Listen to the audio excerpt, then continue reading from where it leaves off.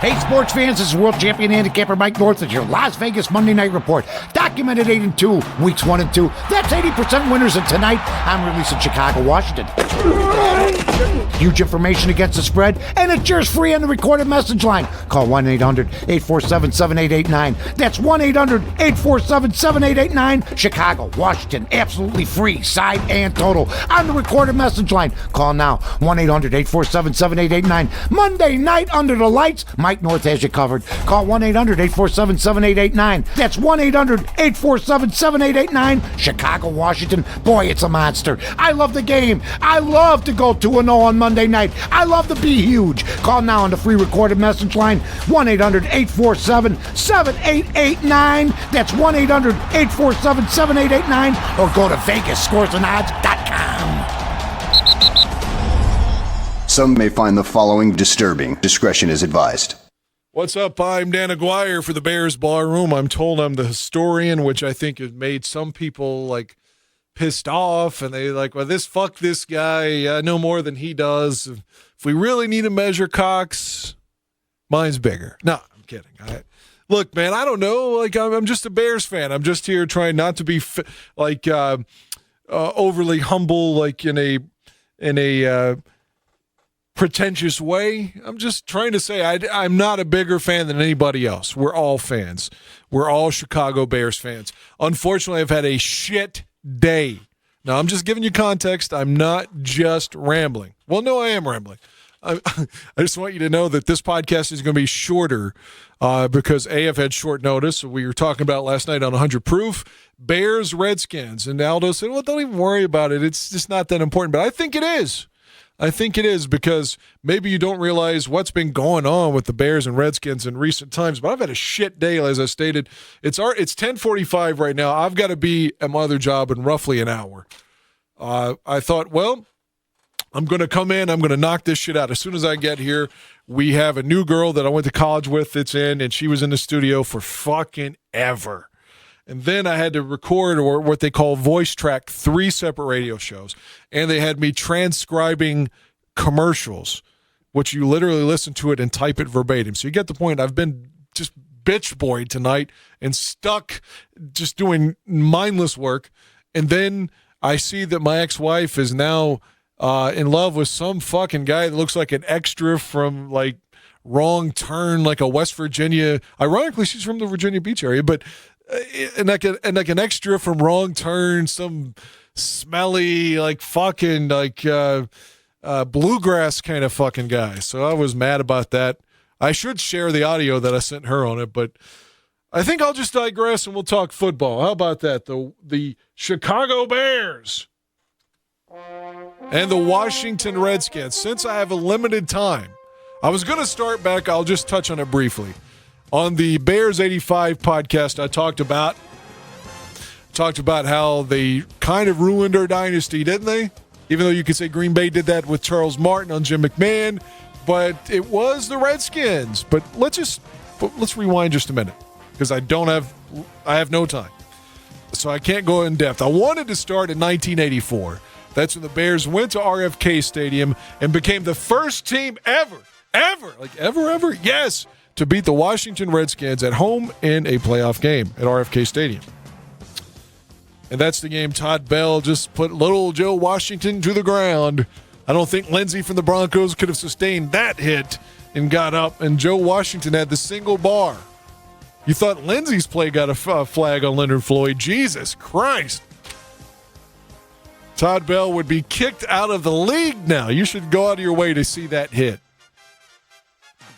And even furthermore, Joe Washington drops a pass that would be ruled incomplete today, and the Bears got the ball out of it. But without Jim McMahon, they go to RFK and they won. I think it was 23-19 off the top of my head, Shane Marsaw. Bears are going to lose the NFC title game to San Francisco. 85, interesting game. I can't really, again, I'm just touching base quickly.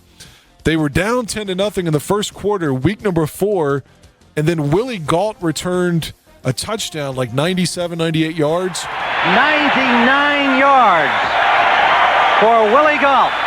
They have just recently, and it just changed the complexion of the whole game. Then suddenly Joe Theismann's punting for an injured punter in Jeff Hayes, and he punts it like 3 yards, or minus 3 yards or something. it went a yard. It went a yard. The word on Hayes is a bruised knee, which may have occurred on the Galt kickoff return. The Bears score again, and suddenly that 10-0 deficit was 14-10. And they kept piling on. Walter threw a touchdown to Jim McMahon. 10-0 down. It was suddenly like 35-10. Kind of like the Redskins Super Bowl victory over Denver in 22, the game we should have been at. But okay. So the Bears rolled there. And you say, okay, now we're 2-0 against Washington. What's your theory here, Dan? You're saying Washington always beats us. I am. We paid for those 2 wins, as you'll see.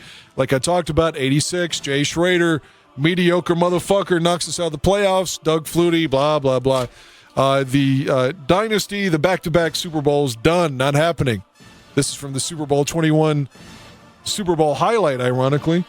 And the Giants would be victorious. And then we'd kick their ass opening day, week 187. The Bears are back. They're back. But they ran into the Redskins again in 87 and once again lost, despite being up 14-0, despite it being bear weather. Barnhart punting against the wind out of his own end zone. Good kick. Chases Green back to his own 48-yard line, but he's got some room. Darrell Green. Could be all over. It is all over. They would lose, and then all the changes would happen. Now, other games I wanted to talk about, but I'm going to call an audible and shift on. 88 was a big one. 88 was a big one because Wilbur had gone to Washington. Ditka just had a heart attack. They said, oh, it's just a minor. To me, a heart attack is fucking serious. A minor heart attack. Okay. But he's on the sidelines in the Bear sweater just trying to chill and not yell. Coach Mike Ditka, and that is his doctor, Dr. Jake Alexander, the cardiologist who treated him, and is saying, stay calm. Remember what the score is. But Ditka was just there, and there was at RFK. The Bears kicked the shit out of Washington that day. 4 interceptions today by that Bears secondary. Neil Anderson had a huge, beautiful run late in the game to the left and went like 50 yards. Anderson around the corner and down the sideline is Neil Anderson. And he's going to score for Chicago. 50 yards, Neil Anderson. It was great. And again, in the interest of moving forward, because it's 10:50 by my time, Eastern here, 9:50 wherever you all are, although you're going to be listening to this later, if at all. 89. This was the only one in all the slate of the games I have no recollection over at all. None. Maybe I blocked it out because the Bears started the year 4-0. Tom Zach, yay! McMahon's in San Diego. We start 4-0. Hey, maybe this undrafted kid from Ohio State is going to lead us to the Super Bowl. That didn't happen. 4-0. So, well, Dan Hampton got hurt.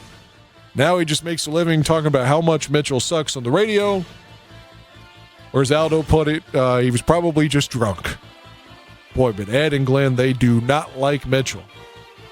And apparently Aldo and Shane don't either, but that was on 100 proof. Hello, this is Aldo Gandia, and I interrupt this program to tell you that Dan Aguire has patently misrepresented Shane Marsaw and my opinions on Mitchell Trubisky. We now return you to our regularly scheduled program. We can talk about that some other time. But the 89 game, the Bears lost. I have no memory of it. It's the only one of all these I don't remember. Well, the exception of 84 and 85. I wasn't watching yet. I came around in 87 as a Bear fan. So 89 they lose, but I'm not even going to go over that one. 91, I was going to cover this one in detail, but I think I'm going to start in long form, if you will, when the Bears are kind of bad, like after the Ditka era. But 91 is an interesting game, too. They come into the lakefront, and the Bears have a chance, man. They're 4-1. They had just lost to Buffalo, 35-20 at Rich Stadium. We know Buffalo's exciting. They went to 4 straight Super Bowls. This would have been their second year on the road to their second Super Bowl.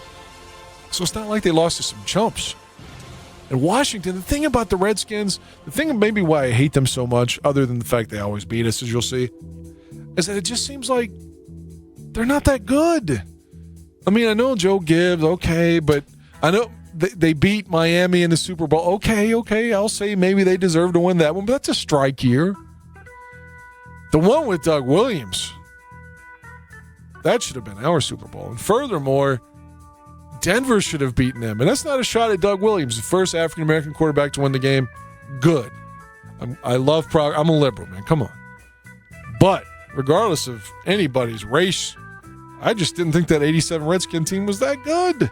And then here we come to 91, the same thing. They win Super Bowl 26, and I say to you, how? They're 14-2, and immediately they're going to go away again. 90, they're second round. 92, they're done. They lose. Maybe they did make it the second round again. And then, 93, that team is over, just done. So, again, I'm shitting on making it the second round, and the Bears haven't done that since 2010. But I'm just saying they weren't. Mark Rippon, they're going to come up with the Bears could win this game. They should have. But Jim Harbaugh got sacked relentlessly that day. I actually didn't see this game live because, and this is ironic, because my local CBS, because at the time the NFC was on CBS, that didn't change until 1998. Well, now they can kind of swap games anyway, but that used to be a strict code. The NFC was on CBS unless if it was an interconference game, the road team's network got to host the game. So, for example, let's say it was the Dolphins at Chicago because they played 91. Well, the Dolphins are an AFC team, so NBC would have carried the game. That's the way it used to work. But now they can swap and do weird shit. Like the Bears-Viking game in Week 4 is going to be on CBS. I don't know. Anyway, back to this day. It's Week 6. The Bears are 4-1, and we always got the Redskin game on cable, always. So it's a slam dunk we're going to get the Bear game. And my dad was in Vietnam and saw a lot of awful shit at a very young age. He was on the front lines at 20. He's one of these guys that graduated high school and thought, well, I'll just be patriotic, and plus I just broke up with my girl, and fuck it, let's just join the war. It's better than getting drafted. So he goes in, and like I said, just a litany of things happen, and he has a lot of problems, and needless to say, he was always at the VA hospital, and he would end up dying at 41. But this day, we were going to watch the game together. My dad was home, and for whatever reason, I don't remember what game it was, my CBS didn't show the Redskins that day. And they always carried the fucking Redskins. But they didn't this day. And it's the marquee matchup of the fucking day. And my dad had a fucking drug relapse he was so upset over, which is almost funny to say that now. He's used that as an example to go ahead and get high, but hell, maybe I should have gotten high after what happened with the Bears that day. Charles Mann is just pummeling Jim Harbaugh. Intercepted by Gobert. I think he just threw that one up. You get to a point that you get so much pressure that you just can't do anything anymore. It looked like Harbaugh just threw that one up there. The Bears would lose 20-7 against a team that would win the Super Bowl that I think the Bears could have beaten, and I'm going to say they should have beaten. I fuck the 91 Redskins. Okay. So my story is going to start as it's 10:55 now. The Bears don't play again until 1996. So I'm going to go post-Ditka now. We're going to say, again, with Ditka beats them in 84, beats them in the playoffs, beats them in 85 regular season, loses in 86 in the playoffs, loses 87 in the playoffs, wins in 88 in the regular season, loses in 89, loses in 91. Actually, I'm forgetting 90. Oh, man. See, I'd love to talk about 92, but I need to hurry. 1990 was, at the time, the Bears, the Giants, and the 49ers were all like 9-1. And it was like, well, shit. One of these teams is going to have to play in the first round, and they could all be 14-2 or 15-1. The Bears were that good. This is the year the Giants are going to beat Buffalo in the Super Bowl. And then the fucking wheels fall off, man. The Bears are going to lose 3 out of the last 4 games, get the wild card. I have to play a wild card round. They beat the Saints. But you still think the Giants have to start this kid from West Virginia, Jeff Hostetler, who nobody knows. I'm from West Virginia, so I knew him. I heard about him. I didn't know he was going to beat us, though. But it was Mike Tomczak's last game. But the Bears, Ditka that was going on a lot there at the end in 90 and 91, where they would wilt at the very end of the year after starting out so successfully early on. So anyway, Ditka loses 89 in a game I don't even remember. and 90, and then 91. 90 was at RFK, 89 was at RFK, 91 was at Soldier Field. Let's pick it up with Wani. 94, 95, no Redskins Bears. 1996, it's week 2, and I have to paint this picture. The Bears are fucking sky high. In 1996, the Chicago Bears hoped to build on back-to-back winning seasons. I mean, literally, they thought, even Dave Weinstedt has said this now.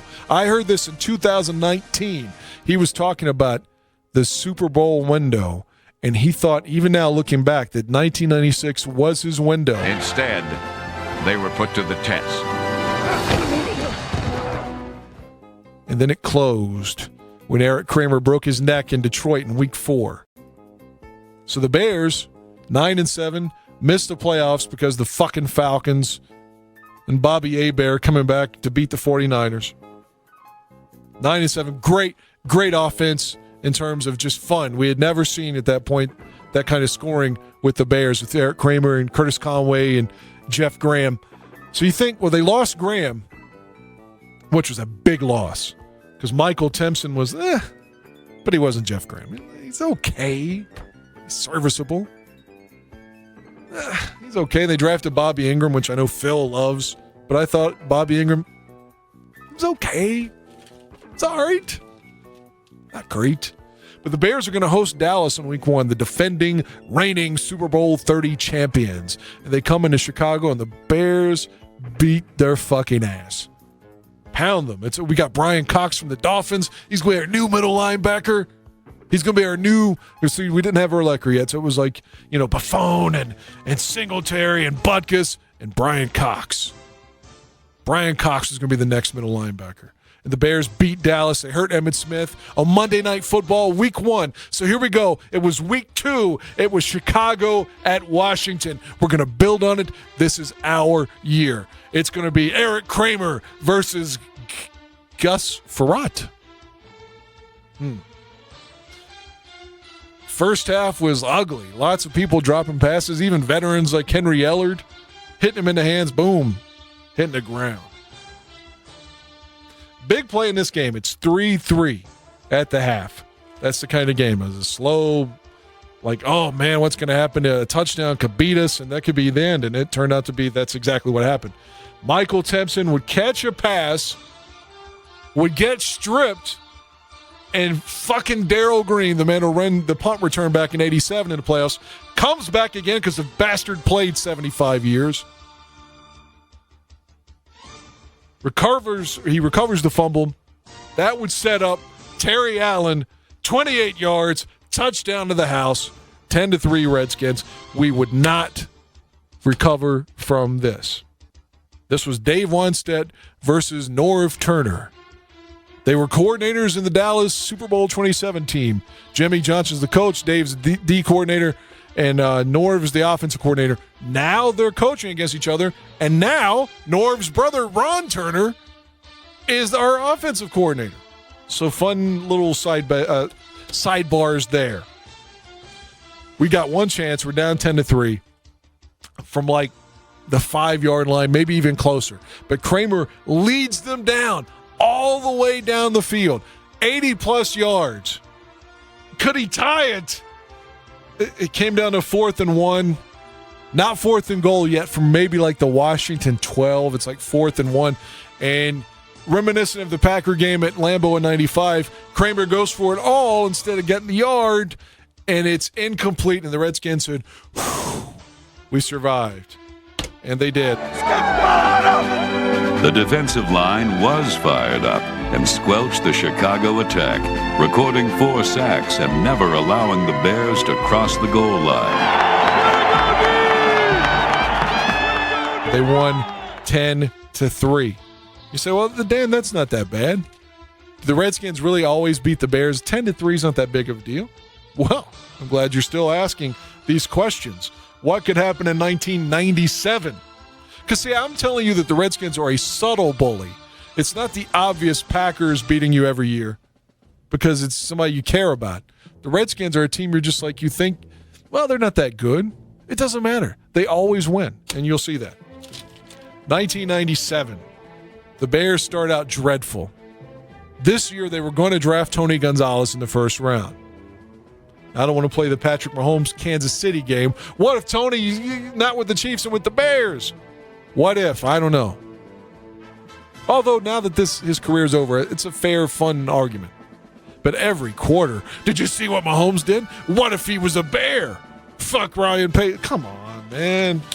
Anyway, so we don't draft Tony Gonzalez because we trade our first-round pick to the Seattle Seahawks to get Rick Meyer. The former Seahawk quarterback returns home where he once starred for the Irish down the road in South Bend.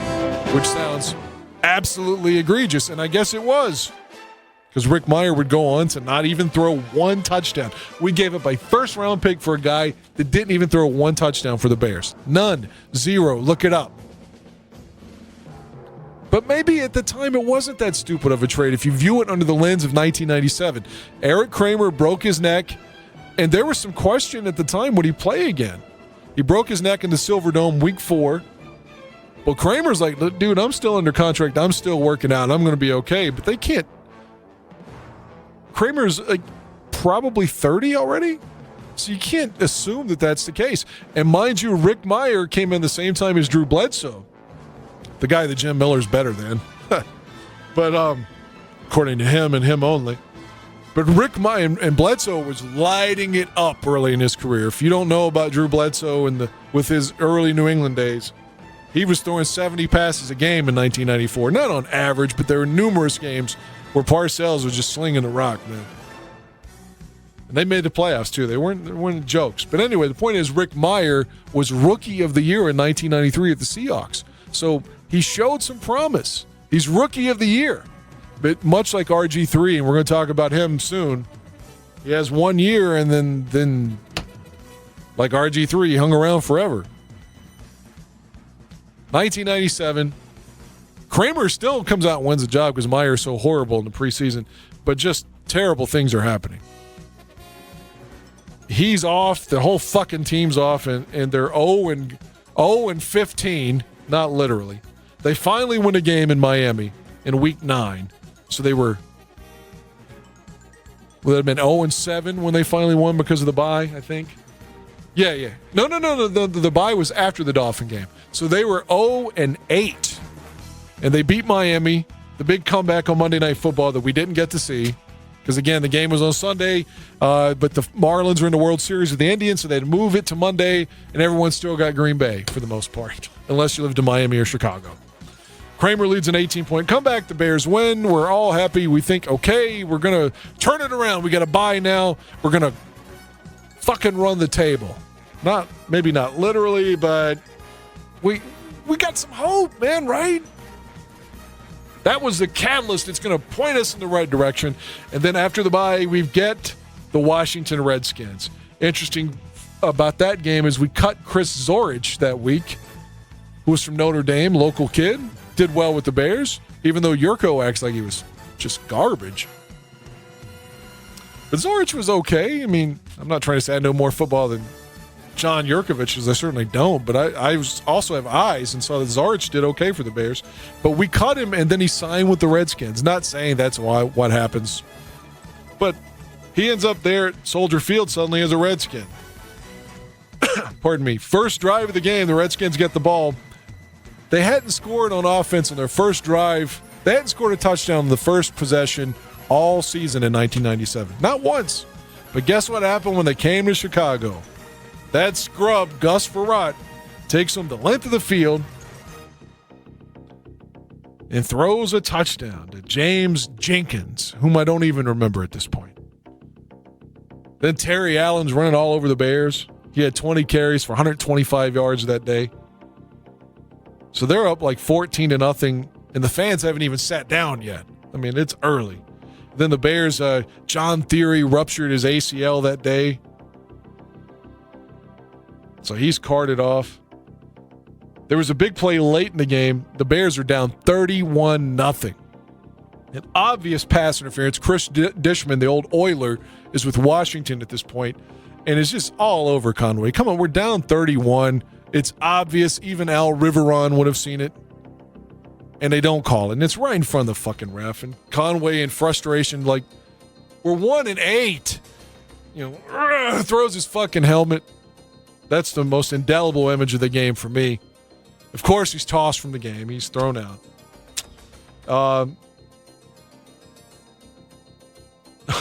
We had signed a punt returner from the Saints that year named Tyrone Hughes. Tyrone Hughes we kind of wanted him to be Devin Hester because he'd had like 2 good years of the Saints. But when he came to the Bears, he was dreadful. One of our linemen, Todd Burgers, started a fight with him on the sidelines because he was fumbling kick returns. It just was dreadful.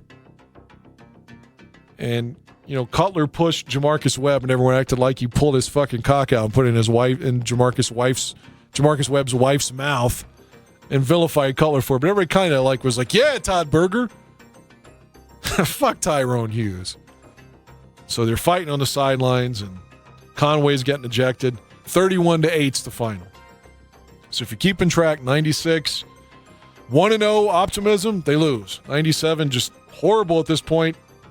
Wani's on his way out. They get blown out. 1999. Things are going okay. It's the first year of Dick Duran's administration. They've won in Minnesota. High-flying 15-1 Vikings the year before. The Bears go to the Metrodome and beat them. They were down 10-0 to Ditka and the Saints. That's right. Ditka was coaching the Saints. With 2 minutes to go, they were down 10-0. Had no offense the whole day. None. And then Shane Matthews leads 2 touchdown drives. I think Conway caught both of them. I just mailed this game to Aldo, but I haven't watched it in years. I'm mailing it tomorrow. I've got the games in a bag set to go. A pile of games for Aldo Gandia. But so the Bears have won some games. They come back to beat New Orleans at 14-10. The big game in Green Bay with Walter and or after his death with Brian Robinson. They won in Green Bay. They've got offense. Gary Croton, the first year by 2000, that wide receiver screen is getting, stopped for 5-yard losses. But in 99, they didn't know really what was happening yet. Cade McNown's doing okay. They're still mixing in Shane Matthews and Cade, but the point is there's some optimism. It looked like the 2000 Bears were projected to be a playoff team, a surprise sleeper team that Chris Berman liked that year because they finished 6-10 in 99, but they missed. Bear fans can know about this. They missed 3 game-winning kicks, I think, with various kickers. Jager was one of them. Brian Goins lost a game against Seattle in week 2. Another one of those games, the Bears were up 13-0 the whole game, and Seattle scores 2 touchdowns in the fourth quarter, takes the lead, and then we drive down, and then fucking Brian Goins, who? Exactly. Misses a field goal. Done. Bring Jager back. Chris Boniol missed a game-winning kick, too. It's just, the point is, the 99 team is competitive, and they're fun. They're throwing the ball around, man. And then my birthday, October 31st, 1999, my 19th birthday, it's Bears at Redskins. I remember this day vividly because, see, I talked about my dad earlier. My dad died in 93. He was 41 and I was 12. I hadn't turned 13 yet. But, he died, and my mom didn't really date or anything. My mom was 38 when he died, so it's not like she's still relatively young. I'm 38 now, and I just got divorced. Am I supposed to die? And I'm not being a hypocrite with my wife on that. You should see this mountain man fucking guy that look, if she was a Zac Efron or a guy with a giant fucking cock, a big giant cock, maybe he does have a giant. I don't know. I think he's got money. He's got a fucking beard to his fucking. We interrupt this program to bring you a special report. I'm going to interrupt Dan again. We're all want to know more about giant cocks and the Washington Redskins, Chicago Bears rivalry. But I just want to let everybody know that after this Monday night's game between the Chicago Bears and Washington Redskins, Draft Dr. Phil and I will go on immediately on our Mixlr.com channel. That's MIXLR.com channel with our show called Last Call. We will get immediate reaction from both me, but more importantly from Draft Dr. Phil, his expert analysis on the game, and and maybe Shane Marsaw, the smartest man in the bar room, will join us, and we'll go over the entire game. We'll try to get into Matt Nagy's post-game press conference, and we will again be live after the Monday night game, Washington Redskins, Chicago Bears. So please join us then. And if you can't join us, the podcast will be up on Tuesday morning. Anyway, I'm just saying my mom hadn't dated for a couple years after my dad died. And my uncle is giving me this fucking shit on this day about how I supported my mom, because my mom started dating this gentleman named Paul in 1995, but she wasn't ready to remarry yet. They ultimately did in 2001. He's a great guy, my stepdad, and they're still together. I met him the day of the Bears-Bengal game in 95, in December of 95. He just showed up at the house and ringing the doorbell. He's like, "Is your mom here?" You know, I'm like, "Fuck is this guy?" But, you know, the Bears are losing. I don't care who he is, you know. Let's get back to the game. But back to the point on this. You know, my mom wasn't ready to get married yet, and my uncle started on this Catholicism, shoving this shit down my throat and basically called my mom a whore. So I didn't talk to him from that day again until 2016, until my sister died in 2016. When I told him that it had happened, I went 17 years basically without talking to him because what he said on this day, the Bears-Redskins day of 1999. And you talk about, again, you think there's optimism, there's hope. They're playing Brad Johnson, former Minnesota Viking, who would win a Super Bowl with the Buccaneers in 2002, but still, you don't think he's that imposing. And then as soon as the game fucking started, Stephen Davis, who Michael Westbrook beat up in practice one day, beat the dog shit out of him, gets the handoff, goes 76 yards, touchdown. To make things worse, if they could be worse, I don't remember who was quarterbacking at this moment. It wasn't Cade. Hell, it could have been Jim Miller. It was either Miller or Matthews. I'm going to probably say Matthews.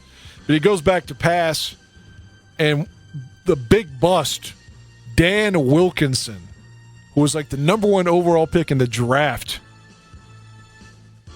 Fucking Dan Wilkinson. Everyone's seen the Keith Traylor play against the Jaguars, right, in 2001, where Enberger's like, you know, he's rumbling and stumbling and making the fat man jokes about him going down the field. Well, Dan Wilkinson wasn't fat, but I mean, like Keith Traylor was, you know, the dude wasn't small either. He was, despite being a bust, he hung around forever. But Dan Wilkinson gets a deflected pass. Dan Wilkinson goes 88 yards? Are you kidding? Somebody tackle Dan Wilkinson. It'd be like Dan Aguire running down the fucking field. I'm 6'5", 300 pounds. Tackle that motherfucker, you know? God, when Dan Wilkinson's going down, I'm like, oh, my birthday is going to be fucking shit today. Just like my 14th birthday, I lost to the Packers. My 13th birthday, I lost to the Packers. Here we go again. And man, how bad did it get? The Redskins led 45-0. 45-0. The Bears would get some garbage points that were really garbage. I mean, look, I'm still hoping that the Bears will come back and win. It ends up being 45-22 or 48-22. But Washington's just like, come on, guys. Are you really still trying? So, again, 96, lose. We got optimism, we lose. 97, bad year, bad game. 99, we're looking better. And then that shit happens. God, it's 11:15. I gotta kind of move along here. We don't play again to 2001. Now, this is actually a game we're going to win. We had the white on white that day, which I love, especially in the Bears' 100th season. Can we get some white on white, please? We haven't done that since the Bears-Packer game, week 1 in 09, Cutler's first game. But 0-1, is that Stephen Davis scoring again? God damn it. And speaking of Cincinnati Bengal busts like Dan Wilkinson, Kajana Carter's running the ball on us?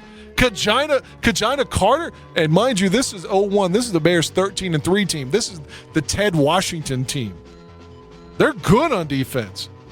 And the Redskins have a bum out there. They've got Tony Banks. Tony motherfucking Banks. And yet, they lead 13-10. But the game that would, the sequence that would turn this around for the Bears was a fake field goal. So Edinger goes out to kick the field goal, and Brad Maynard's the punter. He's the holder. Instead of putting the ball down, he grabs it and rolls to his right. And who's open? Brian Urlacher, a second-year fucking middle linebacker, number 54. Brian Urlacher's open, and he caught it. Touchdown Bears. Wow, Urlacher with a touchdown at RFK Stadium. Maybe this was FedEx Field by this point. I think it was. But still, Tony Banks is taking some shots from Roosevelt Colvin and Philip Daniels. And the Bears are going to be leading 20-13 after that Urlacher touchdown. Ultimately, they're going to do an intentional safety because they get pinned deep in their own end zone. They get the intentional safety. They have to do the free kick after that. And explosive and dangerous, even though he was old at the time, Eric Metcalf was back there for the Redskins, but he fumbled. Mike Green recovered, and the Bears would hold on to win 20-15. So 2001, the Bears actually win. The last game we would win would be the next one, 2003. And then I'm going to get in the heart. You'll get in the heart of all these losses. But 2003 was Grossman, Rex Grossman's first touchdown pass as a Chicago Bear. See, he played the week before against Minnesota. We win when Charles Tillman steals the ball from Randy Moss in the end zone. But Rex didn't throw a touchdown that day. But to start this day, he did, and he did it against Champ Bailey. Everyone's fucking, oh, he's a Hall of Famer, Champ Bailey. Well, he couldn't beat Marty Booker, and he couldn't stop Rex Grossman. Rex deep, touchdown, Bears. Opening drive. And talking about guys that aren't worth a fuck. The Redskins on this particular day was led by the other bald fuck that I hate. I hate both of those Hasselbeck boys. This was Tim. At least Matt, the former Packer and Seahawk, was good. They were led by Tim Hasselbeck. Tim Hasselbeck? And he's throwing the ball on us? This was back and forth. Rex threw that 59-yard touchdown. Hasselbeck was throwing some... the Redskins were coached by Steve Spurrier, the old ball coach. And they were doing some weird shit that day, like throwing wide receiver, like doing reverses and throwing passes off of it. Rod Gardner hit former Lion. Wasn't Chad Morton a Lion? Pretty sure he was. He threw a touchdown to him off of, again, a wide receiver end-around pass, making that 10-10. Bruce Smith, the old Buffalo Bill, Virginia Tech, Buffalo Bill Hall of Famer and Virginia Tech Hokie, first player of the draft in '85, had a sack that day on Rex. It's a cool thing for Rex to say he was sacked by Bruce Smith at the end of his run there. But Tim Hasselbeck is throwing touchdowns to Lavernius Coles. I mean, he's killing our fucking defense. But ultimately, Anthony Thomas would break free. He had 141 that day. Tie the game at 24. It's 24-all. And then it would come down. 10 seconds to go. To my man. Everybody loves Robbie. Boy, am I going to take a shit on Robbie in a minute. Paul Edinger comes out. 45 yards. Fucking good. Like always, he never missed a game-winning field goal as a Bears kicker. And I don't think he did in Minnesota either. Boy, it's tough with the game on the line to aim it outside the upright, but he did it. A perfect draw on it, and Edinger field goal good. The Bears win 27-24. Late in that year, the Bears would move to 7-8 and go to Kansas City and lose the next week. Rex broke his finger, and they had to put Cordell in the rest of the way, but they got blown out. The Chiefs were really good that year with Priest Holmes and Trent Green, but they lost to Peyton Manning in the first playoff games. That's what the Chiefs always do. You know, and if Mahomes were a Bear and he led the team to the championship game and lost, he would get a bunch of shit. The Chiefs fans think, oh, well, we'll go and win it next year. The Bear fans would be all over him for losing that game. Not us, but, you know, the fucking media. That's what would happen if Mahomes was in Chicago. And if Watson was here and was hurt, we'd be questioning his manhood the way I do Trey Burton's. Which maybe I'm an asshole for that. I don't know. But next year, so the Bears have suddenly won 2 in a row. You think, oh, this Redskin team, they don't always beat us then. Next year, Rex would get hurt in the Metrodome. On a touchdown, no less. Blew his knee out. 11:20. I got maybe 20 minutes for this. So we have to go to Jonathan Quinn. He's kind of your Chase Daniel before he was Chase Daniel. He knows the offense. He came from Kansas City. We've got Terry Shea as our offensive coordinator. So he's going to be here because he knows the offense. But he couldn't fucking play. We find that out immediately. We lose to the Eagles in week 4. Rex gets hurt in week 3. And by the way, the Bears had just beaten Green Bay in week 2 on the road. Had hopes. Did you know Rex was undefeated in Green Bay? Yeah, the Barber and I are on this one. Claudio. Jonathan Quinn against the Redskins, week number 5 of 2004. The Redskins that day are led by, you guessed it, Mark Brunell, coming back to haunt us, the former Green Bay Packer. Urlacher, interestingly, had been hurt. He got hurt as soon as training camp started. This was Lovey's first year. Pulled his hamstring the first day of practice. He had missed a couple games. He was back in, but still we've got Jonathan Quinn. And how bad was Quinn this day? 10 of 22, 65 yards. 10 of 22, 65 yards. By this point, every Bear fan in the fucking world wanted to kill Jonathan Quinn. And then 4th and 15, the Bears still have a chance. Quinn's pet, Sean Taylor. Look at the size and the speed of this top draft pick. Whoop! And then whoop! And then whoop! We knew he couldn't play, and the man needed to be beaten to death. And would have deserved it. On this awful play, this awful game, the Bears' only points would be through a Jerry Halls of Montezuma. The halls of Montezuma to the shores of Tripoli. From New Hampshire, Jerry Azuma. Jerry Azuma would be retired quickly after that. I think he got hurt. His last year at the Bears is 2005. Jerry Azuma had a pick 6, 70 yards. And the Bears, did we have a 10-7 lead in this game? I think we did. But like I said, it would be Rod Gardner again from Mark Brunell, a touchdown. No. The Redskins were up 10-0. And then that we scored and made that 10-7. Somehow we got a field goal from Adinger. I don't know how we drove to get that field goal. I don't remember.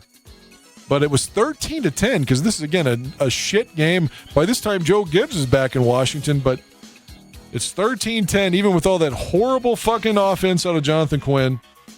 And he got one chance, and of course, he threw a pick 6 to the gentleman who passed away or was murdered a few years ago, Sean Taylor. So, yeah, that brutal loss. You can say, well, the Redskins don't always beat us. That was Jonathan Quinn. Okay. I'm getting to it. 2005, opening day. A very somber day because it's 9/11. And 9/11 was really fresh at this point. It's September 11th of 2005. So, I mean, America's still, we're in the height of the W. Bush administration with the, and I'm not being political, I'm not. I'm just saying what was happening, the color threats, and just this constant worry that we're going to be attacked again, if not from us, at least from the fear-mongering media telling us that we have to worry about it every day. Maybe we did. I'm not here to argue politics. I'm just trying to give you the tone of what was happening. Rex, again, broke his ankle, got hurt again against the Rams in St. Louis in the TWA Dome in the preseason and threw his helmet in disgust and cussed, which I liked. He'd come back and would end up leading us in the Falcon game late in that season and ultimately in the playoff game, and we'd lose to Carolina 29-21. But opening day, we're led by a guy I would grow to hate, not because of this day, because he had no balls and he loved to throw screen passes, and he drove me nuts, and I was so glad he was a part of the Cutler trade. And we agree politically. He's a big liberal. Kyle Lorton, fuck you. I hated Kyle Lorton. Desmond Clark told me once on Twitter, how could you hate Kyle Lorton? All he did was win. Really? Kyle Lorton won all the time? I beg to differ. He did win some games as a rookie, throwing 4 passes a game. And opening day, Kyle Lorton, again, he's a 4th-round pick from Purdue, in his first game. He's not supposed to be the starter, so I'm not hating on Kyle for being the GOAT this day. I mean, the negative GOAT, like the Bill Buckner GOAT. Orton would throw an interception and fumble as well, and both of those turnovers would be pivotal in the Redskins scoring points. But what was fun, if you will, and I don't think he got a flag called on him, the Redskins were led that day by their young quarterback who never amounted to anything, Patrick Ramsey. And Lance Briggs gave him a fucking lariat, a clothesline straight from hell. And an old school, like 1963, this was the NFL with Steve Sable kind of shit. And they didn't call the flag. I was watching with my brother-in-law at the time, who was a big Redskin fan, and he's like, okay, how the fuck is that not a flag? And I'm just laughing. I'm like, okay, you're right. If Orton got clotheslined, I'd be pissed off too. Thomas Jones running the rock for the Bears. Got us our points, I believe. Touchdown. We couldn't stop Clinton Portis, who was a very good running back, in my opinion. He had 120-some yards. This was Muhsin Muhammad's first game as a Bear. He had 6 catches, 59 yards. But the Bears had a listless effort on offense because, again, Orton, he did the best he could in that situation. We lost 9-7. That's another shit game. Most of these Bear-Redskin games all suck, and they're all winnable. But we always find a way to lose. It's 11:26. I got to go. The next game. Oh, my God. The next game. 2007. The Bears have just gone to the Super Bowl and lost. Lost Super Bowl 41. But their high hopes that they're going to go back in 2007. I mean, for one, Briggs was supposed to be gone. He was supposed to have had a deal and was going to be out the door.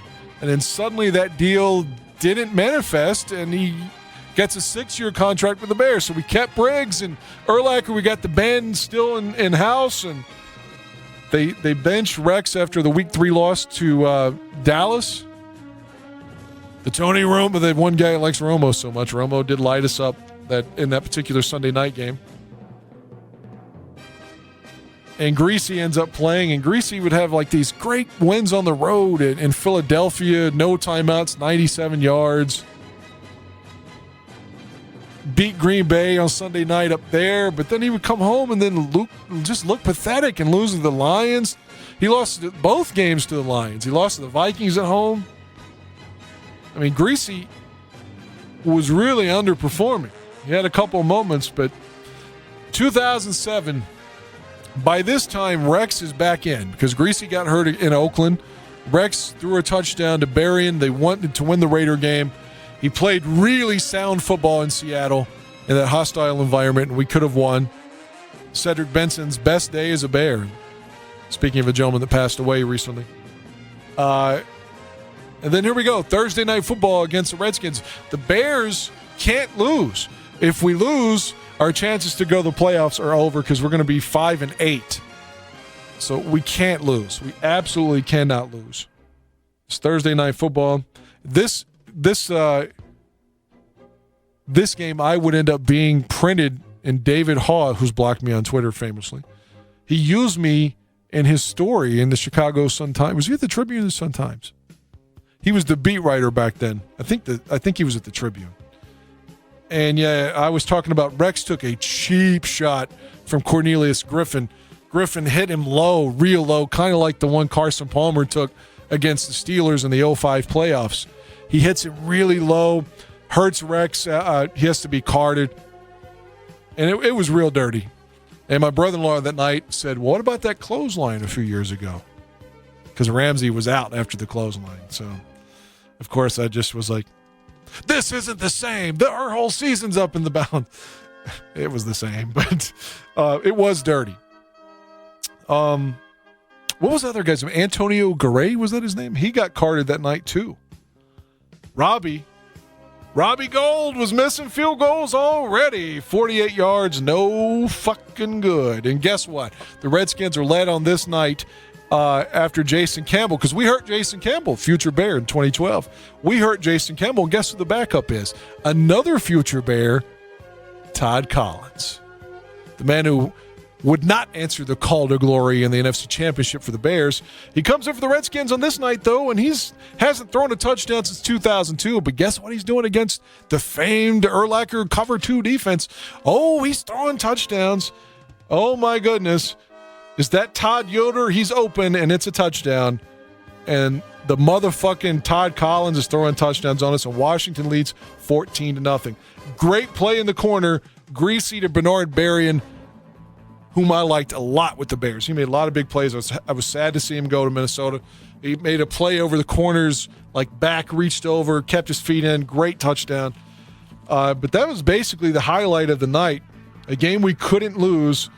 It was commentated by Bryant Gumbel, I remember, which I thought seemed so out of place on NFL Network only. And we would lose 24-16. Greasy threw 2 picks. Both of them set up Washington points.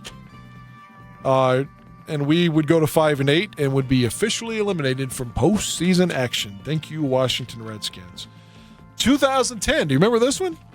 Donovan McNabb, it's 11:30. I'm trying to speed up. Donovan McNabb comes back to the lakefront. He grew up a Bears fan, Mount Carmel High School.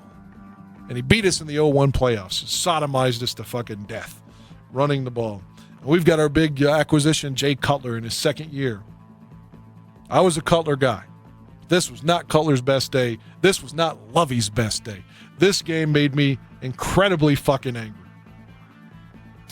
Not because of what you're going to think. Everyone remembers from this day Jay Cutler throwing 4 interceptions, all of which came late in the game. I think from maybe the second half, or at the very least the second quarter they started. All 4 interceptions went to D'Angelo Hall. Deep ball. D'Angelo Hall with his 4th interception of the game. But that's not even the worst part. The Bears, they had scored on a pick 6 from DJ Moore, who recently talked about how bad a guy Robbie Gould was and how he ran his fucking mouth all the time, which will come into context in a minute. But DJ Moore had like a 54-yard pick 6. We are up, I think, 14-10, and we're at midfield, and Cutler throws a bomb deep downfield to Earl Bennett, and Earl gets tackled at the half-yard line. Now, he's clearly down, and Lovey's going to challenge, because that's what Lovey fucking does, challenges when he's not supposed to. It gets overturned. Now, this is the serious point. I mean, it's not overturned. The challenge is, the play's upheld. So it's 1st and goal, though, from the half-yard line. Cutler is going to dive. You know how you reach the ball over the goal line, that's all you have to do. Your body doesn't have to be in. It was going to be a quarterback sneak. Jay reaches the ball over, which crosses the plane. The Redskins bat the ball out of his hand and recover. Of course, the referees blow the fucking call. Don't call it a touchdown. The replays, Fox Tom Brenneman's doing the game that day, says, well, that's a touchdown. Well, guess who didn't use a challenge? And he had one left. Lovey doesn't fucking challenge him when everyone in the country knows that this one is a place you're supposed to fucking challenge. If you challenge the one with Earl Bennett as to whether or not he scored, I think it was worthwhile for Lovey then to challenge that play. It would have been a touchdown. Cutler got the ball over the game. The Bears would have won this game. But instead, you got Cutler's 4 interceptions and a fucking fumble. This one is completely on Lovey. DJ Moore would have another pick 6 that would be negated by a penalty. The Bears had 5 straight possessions in this game with a turnover. We lose 17-14. And again, this one was all on, I guess you could say on Cutler for throwing the picks, but to me, when the replay showed that Jay scored so vividly and indisputably, that's on Lovey Smith for fucking that up. So again, 2010 there, we're going to the NFC Championship game, and we're still losing to the goddamn Redskins. 2013, we're going to play them again. This is going to be Mark Trestman. This is going to be Mark Trestman against, who's the coach in 13 for the Redskins? Think. Was it Marty? Not Marty Schottenheimer. Mike Shanahan, I think. Yeah, it's Mike Shanahan, who I like a lot. But this was going to be a day. Oh God, this day would ultimately show how tough Jay is, in my opinion. First off, he throws a pass to Alshon Jeffrey, hits him in the hands. It's batted in the air because he can't fucking catch. And Brian Arakpo would take it back, pick six. They would score 14 points in 17 seconds. Jay would get hit in the balls and in the groin and would basically tear 2 spots of his fucking ball sack. And the reason I say it makes him tough, when he was doing Waddle and Sylvie back then, they were talking about he was on some kind of harp machine that basically they would inject his fucking sore balls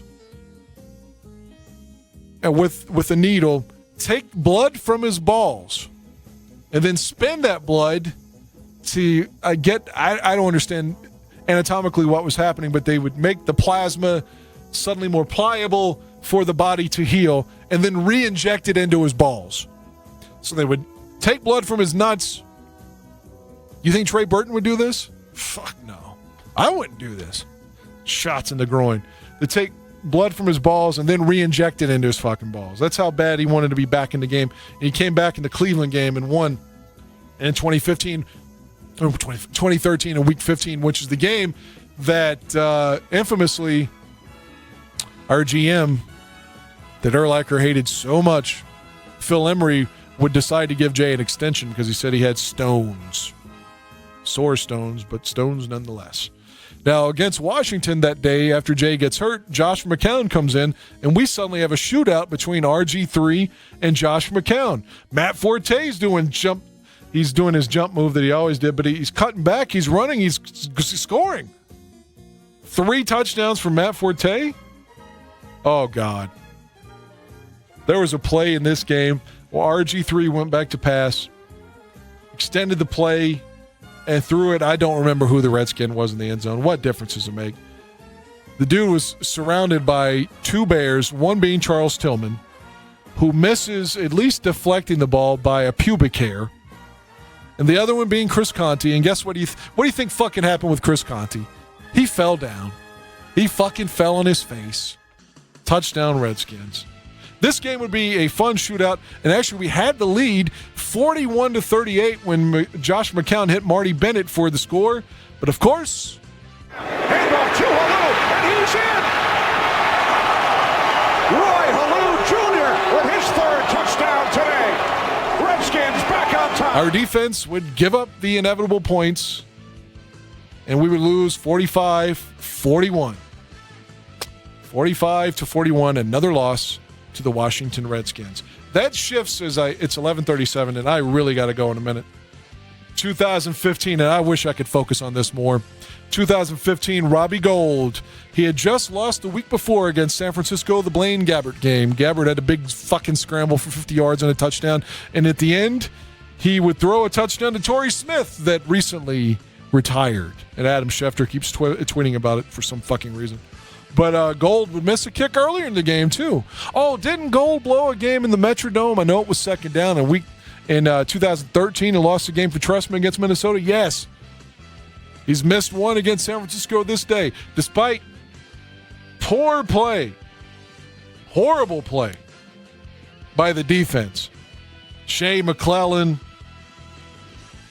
whiffing. Jordan Reed was killing the Bears. Zach Miller would catch a touchdown from Jay. Kyle Fuller would pick off a pass. It was 21-all. And again, Robbie Gould missed a kick the week before to lose the San Francisco game. Here he comes again. He's already missed one today against those fucking Redskins.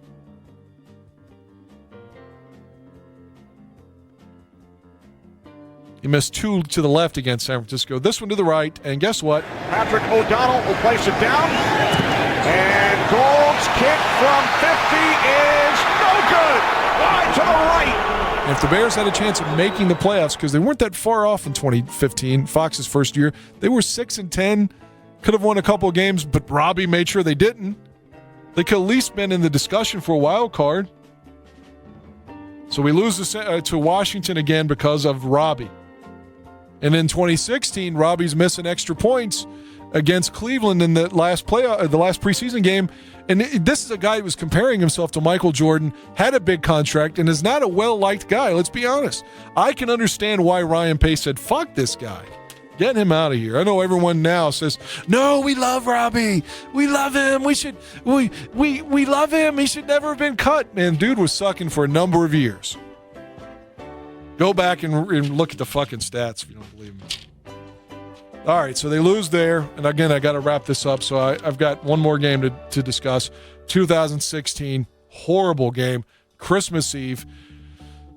Both of these games were played by Kirk Cousins. And at the time, everyone's saying, oh, he's got a connection to Illinois. Maybe the Bears should go after him. And I was like, no. I hated Kirk Cousins. And I'm not saying that now because of what's going on in Minnesota. Did you see he said today, if I don't play better, I'm not going to be here very long.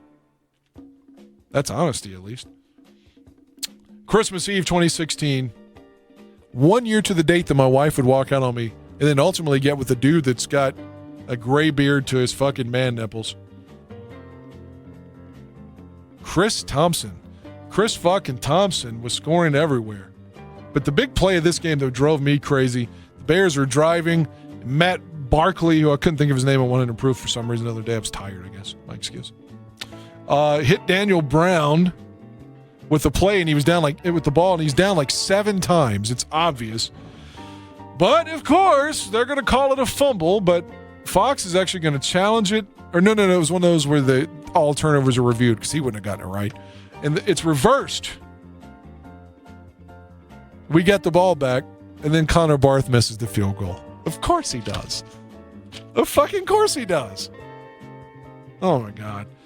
Matt Barkley threw 5 interceptions in this game. He did throw a touchdown to Cam Meredith. Deshaun Jackson was eating up Tracy Porter. This was on Christmas Eve. Again, it was 41-21. Now, I'm sorry that I've had to rush this. I hope someone's been enjoying this. Again, my point is they are subtle bullies. I'm telling you, the Redskins, think about this again as I go. 86 knocks us out of the playoffs. All right? 87 knocks us out of the playoffs. 89 beats us in a game I don't remember. They beat us in a game I don't remember. 1990, they beat us in a game we had a lead in late and needed and lost. 91, they beat us 20-7 at Soldier Field. 2004, Jonathan Quinn, they beat us at Soldier Field. 2007, they eliminated us from the playoffs in the greasy Rex got hurt game on Thursday Night Football. Then Donovan McNabb in 2010 beats us because of Lovey's bullshit coaching. Then in 2013, we're in a shootout with them. RG3, Josh McCown after Jay gets the fucking ball shot. They beat us 45-41. The defense can't tackle anybody. Then they beat us in 2015 with Kirk Cousins because of Robbie. Then in 2016, they beat us with Cousins again because our quarterback can't fucking 5 picks. Look at all those losses. And within that span, the Bears only won in 01 and 03. So hopefully you're seeing what I'm saying. The Bears lose once more. The Bears won in 88, but they lost 89, 90, 91, 96, 97, 99. Then the Bears win in 01 and 03, but then the Bears lose in 04, 07, 10, 13, 16. It's time to beat these guys. For a fucking generation now, we've been getting our asses handed to us. And they've had some scrubs playing for them. Tim Hasselbeck, Patrick Ramsey, Mark Brunell at the very end of his career. Tim Hasselbeck? They beat us in the playoffs with Jay Schrader? Mark Rippon? Now, he was a Super Bowl 26 MVP, but he wasn't that good. Jason Campbell, we know him from the Bears, wasn't that good. Man, we got to beat these guys. Our season's on the fucking line. And everyone's on Mitch's back. We have to win Monday night. I got to go to work. Bears Barroom. Hey, sports fans, this is world champion Andy Kemper, Mike North, with your Las Vegas Monday Night Report. Documented 8 and 2, weeks 1 and 2.